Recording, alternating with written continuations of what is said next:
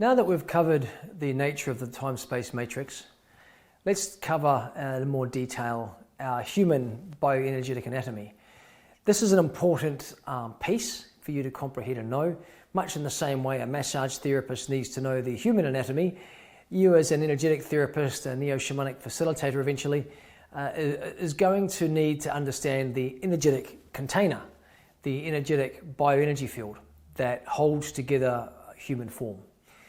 Scientists now are able to prove that the human biology emanates an energy field. However, I don't believe this is absolutely true. I don't think the biology emanates a human energy field at all. I believe the opposite is true. And it makes sense from a standpoint of energy vibration and consciousness and the law of one, that actually the human energy field creates the biological form. From all my experiences over the years of viewing and working with human energy fields, it's remarkable how much the human biological form follows the energy field. What's held in the energy field is what's been starts to come true at the level of biology. For example, disease lies for many years dormant in the actual energetic field, and then at some point these distortions in the energy field end up dropping down into the physical. For example, as we covered yesterday in the last video, energy comes into the chakra, moves into the corresponding endocrine gland, through the chakras of the endocrine gland, through the meridian and through the nadis, circulating a beautiful current or a flow of energy. When a blockage happens, this distortion builds up and builds up and builds up congestion, energetic congestion, formulating clouds and mucus and miasma and other various pieces of heavy energetic, especially linked to heavy energetic emotions, heavy feelings in relationship. All of these create that congestion that can reside there for many years before actually the physical distortions begin appearing. In the case of a cancer cell, as an example, a cancer cell will begin as a discordant or a non-self cell. There's been a mutation in the copying process of the cells because of toxicity. The amount of toxicity that has been in the biological form means that the DNA, which is a set of blueprints, isn't able to recreate the cell perfectly, and it makes a slight distortion. The cell becomes a non-self cell and begins to migrate to the location of the body that has the lowest vibration. The person, for example, may have enormous fear for life because they had an aggressive father who was very brutal to them in the upbringing, so were always terrified in their life. And as a consequence, this comes across as these cancerous or tumorous growths in the kidneys, which seem to hold our fear. They migrate to the lowest frequency point. So the fear and the terror of an incarnation, of being alive, of feeling safe in the body, of feeling safe on the planet, has been there for this person most of their life. And then in their 40s or 50s, this materializes as a health issue. And this is why you'll see people who don't look after themselves in their 40s, 50s and 60s start to begin this proliferation of biological health issues that are simply a reflection of unresolved emotional, mental discordances and disturbances. Our role as healing facilitators is to pre-identify these healing, these energetic distortions in the bioenergy field and deal with them before they drop down into physical form. That way we can, cease being the ambulance at the bottom of the cliff and start being the practitioner who points out that, hey, there's a cliff over there, don't go any further, come back this way and try some of these health strategies. And the healing techniques that you're learning are having the starting point to bring back the flow, frequency and form for someone's life. And as you begin the lifestyle modifications alongside that with good nutritional principles, which we teach very deeply in the greater training in the Neo-Shamanic Society, you begin to bring the inputs both for the physiology and the energy into harmonic alignment with one another to serve the whole and the totality of the person. As we now contemplate the bioenergy field itself, obviously we have the 7 personal chakras Each personal chakra has a different psychodynamic function. This psychodynamic function shows us the psychological processing of that corresponding chakra. Not only do we have them for the 7 personal chakras, some people don't realize we have morphogenetic chakras as well. Chakra 8, which is the high heart, 9, which is behind here in the mouth of God, and the medulla oblongata, 8, 9, 10, just above our 7th chakra, and then we have 11 above that again. We have chakra 12, just about a meter below the earth. Then we have the 13, 14, 15 for those star seeds. 13th chakra is what we share with the planet. 14th chakra we have directly outside of the earth, and 15th chakra underneath the earth. And that 15 chakra system is bringing that frequency into our hologram all the time by stepping down the frequency. Most people's morphogenetic chakras aren't open. They are unaware of the possibilities for their consciousness to be expanding past the level of soul, or especially oversoul. As it does open up, though, they're able to begin accreting frequency through the 12th chakra or the 13th chakra to bring through this other dimensional current that is a faster wavelength that exists and operates for them. However, it's much like a house that has a power station absorbing power. It needs to go through a stepping down of that frequency. Otherwise, if the power station went directly into the circuits of the house, it would blow the circuits. And so it is with our own evolutionary upgrades. We need to get the biocircuitries upgraded to a way where we can begin to receive the frequency of that higher light intelligence, the higher frequencies which can come into us. And this means by doing the inner work, doing the healing work. And this is where you're all coming in with your beautiful, kind hearts and pure intentions to provide healing for those that warrant it, support it, and want it to evolve their life. It's definitely a beautiful pathway. So as you can contemplate, the chakras are accreting that corresponding wavelength, that corresponding dimension of light. The root chakra, for example, is integrating that first wavelength, red, wavelength of the first dimension. Second chakra is bringing in the wavelength of the second dimension. Third chakra, bringing in the wavelength of yellow, that wavelength of light coming into the third dimension. Fourth dimension here, fifth, sixth, seventh, eighth, ninth, so on, 10, 11, 12. As we start to open the higher morphogenic chakras, more of this frequency begins to have access points to us. Most of us here, though, for now, we'll be dealing with the 7 personal chakras. And that's where most of us focus will be for this portion of our training together, because enormous healing will take place simply within the 7 chakra system that is orientating itself. Now, the chakras themselves work in pairs. The first chakra points down, and the 7th chakra points up, and the tips come together and meet through the vertical power column. Each chakra has a pair. It's just that the 1st and 7th, which are pointing down to the earth and up to the sky, are bringing in the cosmic energy from source, from God, and the mother energy from earth, and bringing that into our system, up through our root chakra, down through our crown. The next chakras, 2 through 6, are paired together, 2A and 2B. The second chakra is bringing energy in through here, and the 2B is bringing energy through the back. 3A and 3B, the front and back, these 2 chakras are paired together. Then we have the 4A and 4B, those 2 chakras are paired together. 5A and 5B, 6A and 6B are all paired together. The chakras at the front, especially from 5 down, 2 through 5 at the front, are linked to our more emotional body. This is how we feel about ourselves emotionally and about others.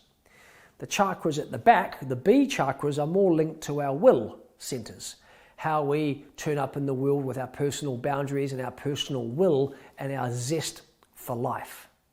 For example, the second chakra, which is our juicy pleasure center, right? It's connected to the quality of feelings regarding our sexuality, but also the quantity of drive of our sexuality on the 2B.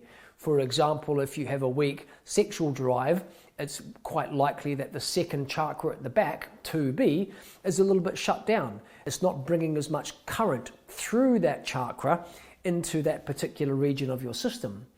The 2A is the quality of feelings. And of course, this comes back to childhood conditioning. What was going on in the parent's house energetically as the child was growing up? Was it a healthy sexuality? Was it a distorted sexuality? Was there any distorted religions involved where Catholicism and guilt and shame are laced into sexuality as part of the religious conditioning? All of these give that kind of lens as to what's going on in the second. Then you've got the third chakra, which is really relating to your personal power, self-esteem, self-concept, who I am in the world.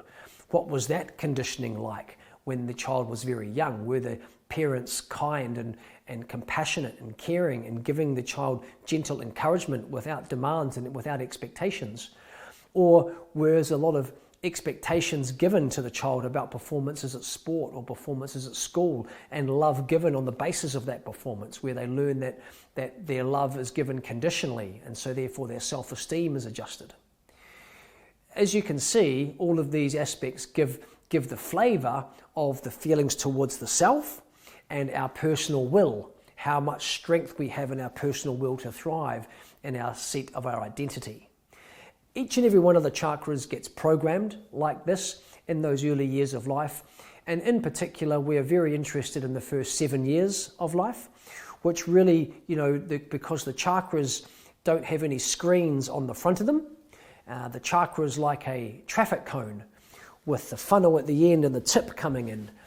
As a child reaches 7, 8, 9, then the screens begin to form over the chakras. In those early years, there's literally no filters. So the child is just absorbing all the frequencies, emotions, even unexpressed emotions that the parents aren't emotionally expressing, are still being broadcast inside their system, inside their home, into the child.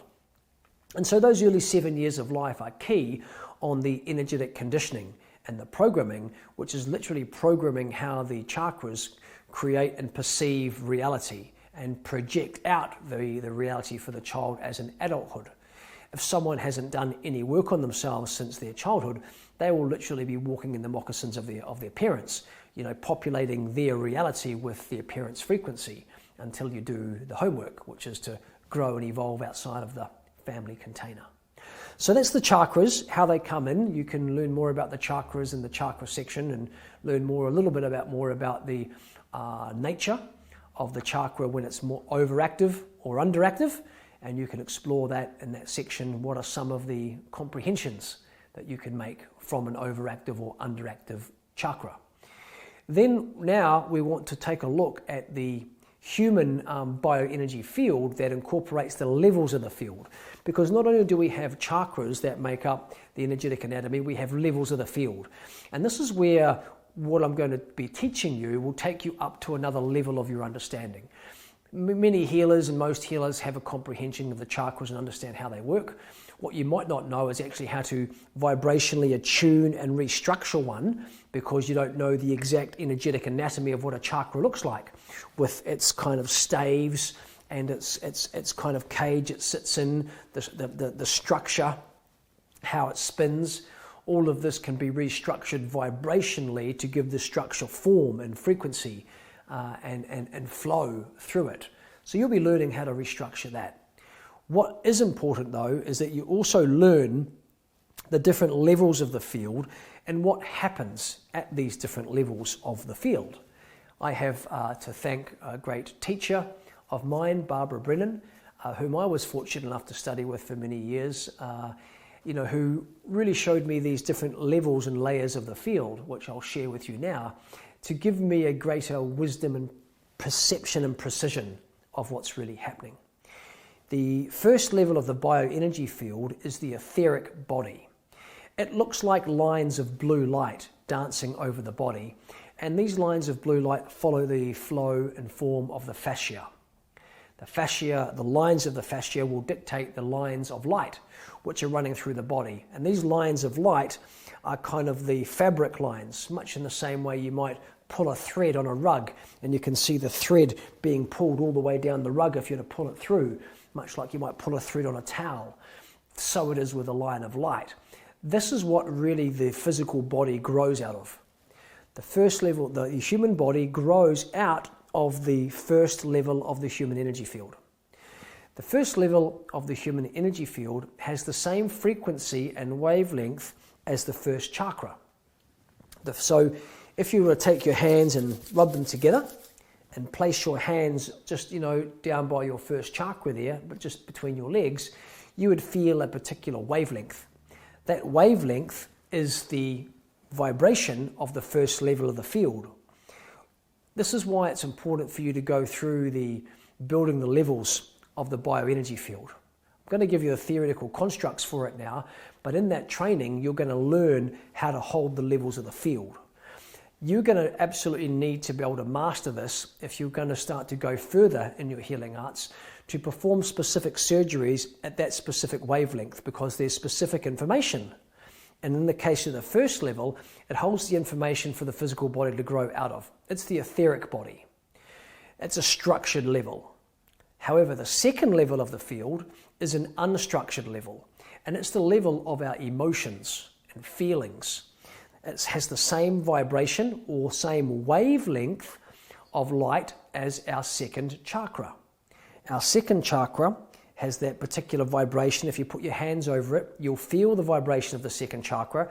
And if you bring that vibration over your whole body, you'll feel the spaciousness of the emotional body, because it's unstructured. It has no lines of light. It's just space. In someone who has joyous, vibrant, uplifting, positive emotions, this level of the field will feel very bright and colourful and charged. Someone who's feeling very depressed, anxious, angry will have cloudy, broody kind of feeling, clouds on this emotional level.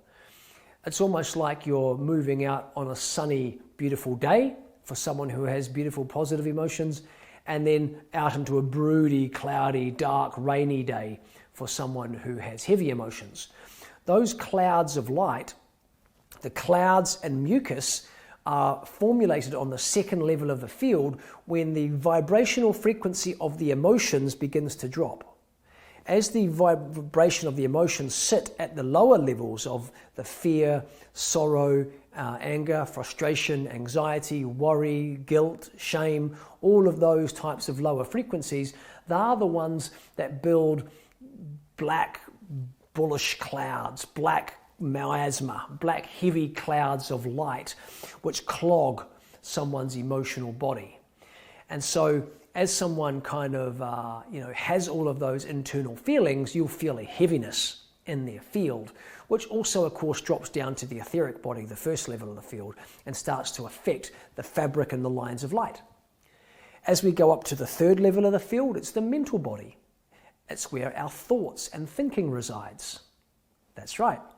Our thinking doesn't reside in our brain, it resides in our auric field as a whole. That's why our consciousness isn't in our mind. Consciousness is an energetic frequency that is projecting through our hologram, and depending on what station of identity you can hold, depending upon the width and the scope of that consciousness. And your consciousness in your personal auric field will come through and move through your third level of the field as lines of golden light. So if you feel the third chakra, you will feel the same vibration as the third level of the field when you bring it over your whole body. And those lines of light that you're holding over your body run that beautiful golden current. When the thoughts are positive, joyful, and aligned, these lines of golden light will knit beautifully and neatly like golden threads. When someone has discordant thoughts that are worrisome and negative, those lines of light will kind of conflict and start to turn dark and grey and start to tear and create distortions in their field, which will ultimately go on and create beliefs and sometimes go as far to split the hara, which I'll come to in a moment what hara is. As we come up into the fourth level of the field, it has the same vibration as the fourth chakra, So you can feel the fourth chakra and bring it out to the fourth level of the field. We're talking about the astral body. And the astral body is who we are in relationship to all things. The first three chakras and the first three levels of the field are who we are in relationship to ourselves. And as we enter the astral plane, we enter what we call the grand arena of the fourth dimension. This is the biggest dimension of the time-space matrix. And there are all sorts of non-physical beings that live on the fourth level of the field, the astral body. There are all sorts of astral objects which also materialize on this fourth level of the field. These can be energetic and emotionally sent charged thought forms. For example, have you ever had the feeling that someone was sending you daggers, really angry with you and just creating a whole lot of projection? What you're feeling is actual daggers coming at you in the astral plane. These thought, emotionally charged forms that create objects which can come charging toward you. Later if you decide to go further in the neo-shamanic society, we teach you how to deal with astral objects and such, because these can clog and create energetic distortions and flows. For now, however, all you need to know is that the astral layer, the astral body, is the level of relationship, past lives, past experiences. We're in the space of no time in the astral body. We can access many past lives and other ancestral lines through entering the fourth level of the field. As we come up to the fifth level, it's the same vibration as the fifth chakra, and it's the causal body. What I mean by causal body is that it's the energetic template for the first level of the field. It's almost like our spiritual gold print, or blueprint if you like, because it does view itself as blue. And it acts as a reversed negative. A reversed negative is like a Kodak negative that you would take to the camera shop to print for you, to print the actual photo. Everything's kind of reversed on it. And that's what it looks like on the fifth level, that everything is reversed compared to the fifth level, because the first level grows out of the fifth level. That's why we call the fifth level the causal body. It's the causal body because it creates all the causal templates of our life. The first level will grow out of the fifth level.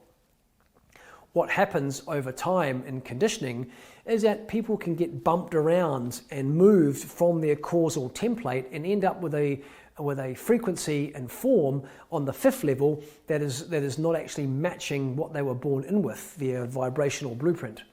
This is where they have these deviations in their life, and their life takes on another track. So the fifth level is a very sacred and important level. It connects us into divine and the divine will. When we align our life with divine will, we are really aligning our life with the fifth level blueprint, the spiritual causal body of existence, not only for our life, but for all life, because we actually come incarnated with a plan, a unique purpose and blueprint for our biological and energetic form that we're here to complete, which is housed and located in the fifth level template, the causal body, that if we begin to activate, we just slot in perfectly into the flow of divine will. So that's the fifth level, the causal body, and then we come up to the celestial body, the sixth level of the human energy field, same vibration as the sixth chakra, and it's the celestial realms orientating itself also as beautiful celestial love. The fifth level, of course, is structured, along with level 1, 3, and 5, and levels 2, 4, and 6 are unstructured. So here we are looking at more, not the emotional body in a human perspective, but more the emotional body of an energetic spiritual perspective of the divine, of the more angelic realms, forms that beautiful angelic love. So that's that sixth level template, that sixth level frequency, which can reside us when we can know ourselves as love inside of us. And finally, we have the seventh level. Well, not finally, we will also look at the more level that opens up to everything. But the seventh level is the same vibration as the seventh chakra. Lines of light, once again, lines of golden light at a faster vibration. Of course, the seventh level vibrates much faster than the first level. Lines of golden light, which holds all of our energetic anatomy together in that beautiful seventh level of the human energy field, linking ourselves into that beautiful light of source that can kind of come through in the seventh, on that beautiful seventh level.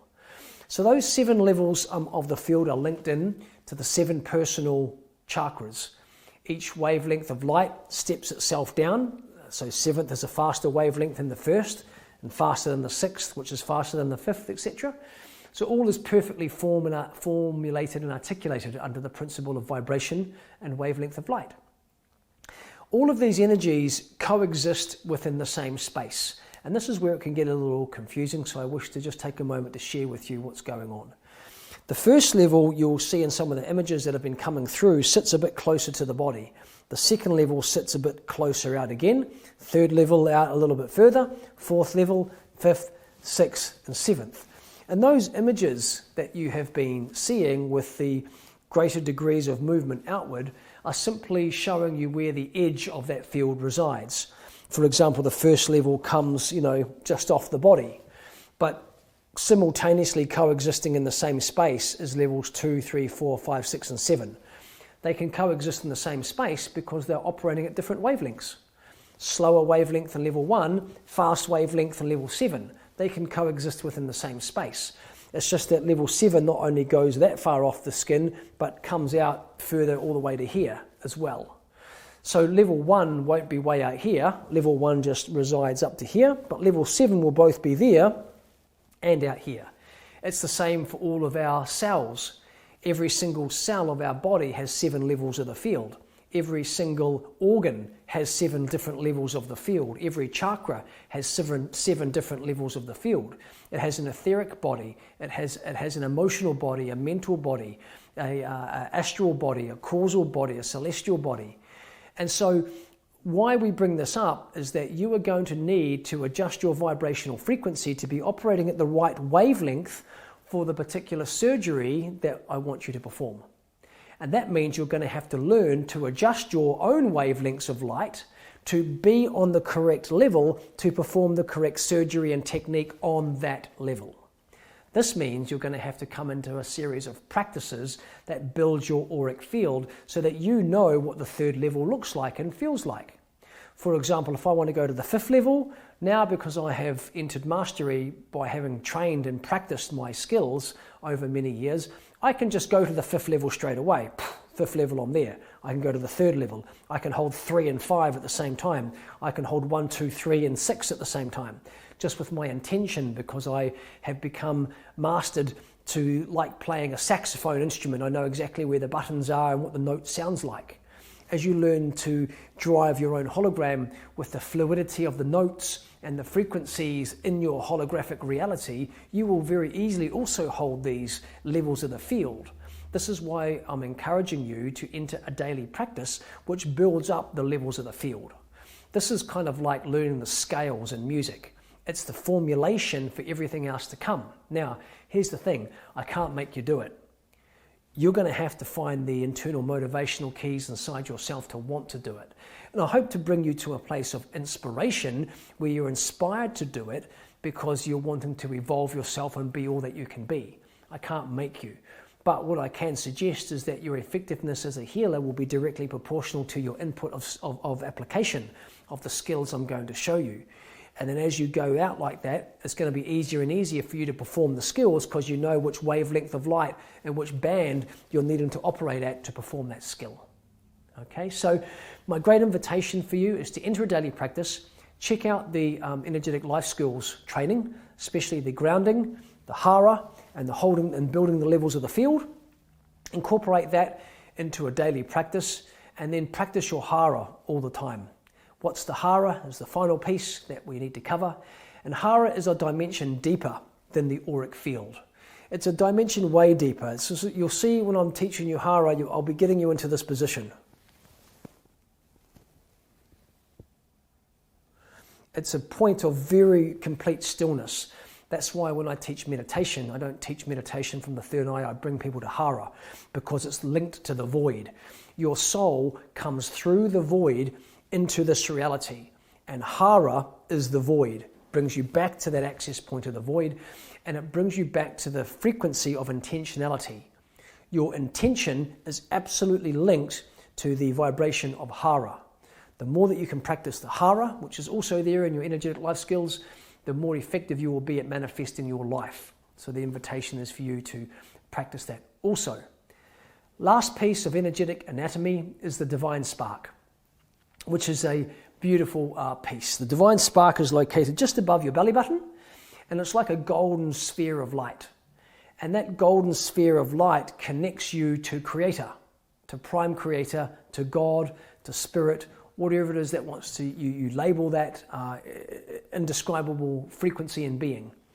That aspect of yourself is the direct connection that you have to God. And this is what humanity has. Humans are unique in that we're very fortunate to have the divine spark of God inside of us. So there we have it, the beautiful auric field, the different levels of the field, the chakras, hara, and the divine spark, which gives us all dimensions of our reality, these different dimensions of our existence. The divine spark connects us to God.